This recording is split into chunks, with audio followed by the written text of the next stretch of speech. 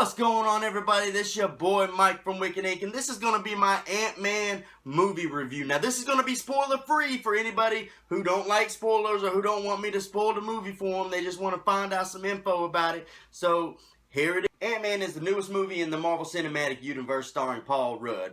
Paul Rudd plays a character named Scott Lang who had just came out of jail basically for doing a thing. Not a bad guy, he didn't kill nobody, nothing like that. Just got locked up for doing a thing. Michael Douglas stars as Hank Pym, who is the original Ant-Man in the comic series. Now before going into this movie, don't go in there thinking it's like an Avengers type movie, because it's not. It's a heist movie. It's basically about a guy getting hired on to steal something.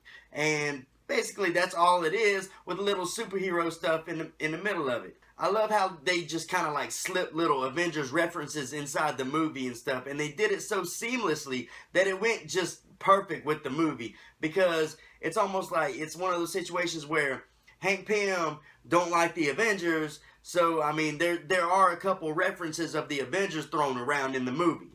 Evangeline Lilly plays Hope Van Dyne, who is Hank Pym's daughter in the movie. Now, I will say this also. Not only does this movie have a heist and also a Avenger aspect of it, it also has a bonding aspect of it, because there's a lot of bonding moments between Hank Pym, his daughter, and also Scott Lang and his little girl. So, you know, along with everything else, you got the whole bonding stuff in the middle of it too. So this movie really has all the aspects to become a really great movie. Now, I know it didn't do very good at the box office the first weekend. You know, it's not going to hit like Avengers numbers. It's just not going to do it right off tops. But hopefully in the long run it will make a lot of money, because it really is a good movie. Michael Peña's character was basically the comic relief of the movie. Now, I am so used to seeing Paul Rudd do comedy, I'm not really used to seeing him in an action movie like this. He still had a little bit of comedic moments in it, but Michael Peña definitely stole the show as far as comedy goes. Like I said, we're not used to seeing Paul Rudd really doing action stuff like this, more comedy, but you know how that went down.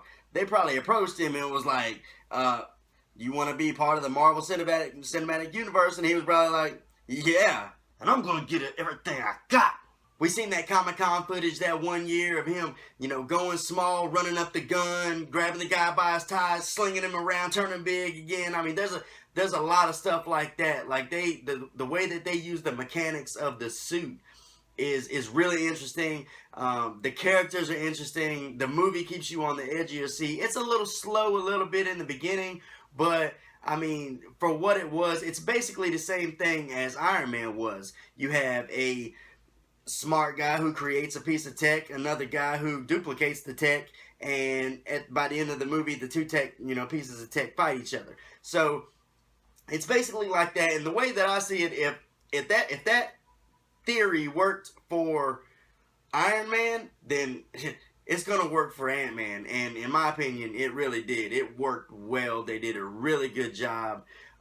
There was a situation that happened before the movie was being filmed, and Edgar Wright was leaving, and I think it was something due to the fact that they wanted to basically connect it with the Marvel Cinematic Universe, and he didn't want to or something, so he walked. So we didn't really know how it was going to turn out, but I will say it turned out awesome. There was a scene at the very beginning of the movie, not really going to give anything away, but he was talking to Stark. No, not Tony, but his dad.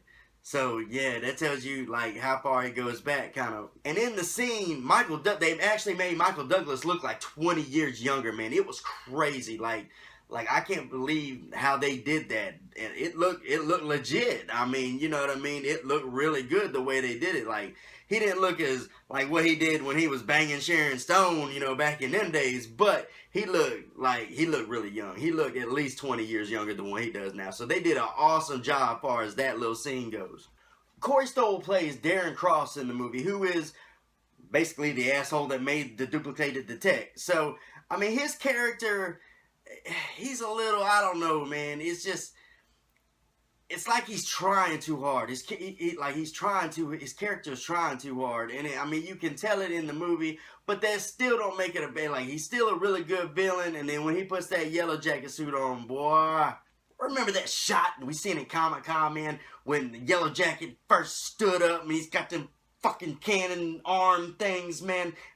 When I seen that shot in the theater, man, I looked at my son, looked at my fiance, and I was just, this dude's about to own some fucking face. Overall, this movie was awesome. The characters were awesome. The story was amazing.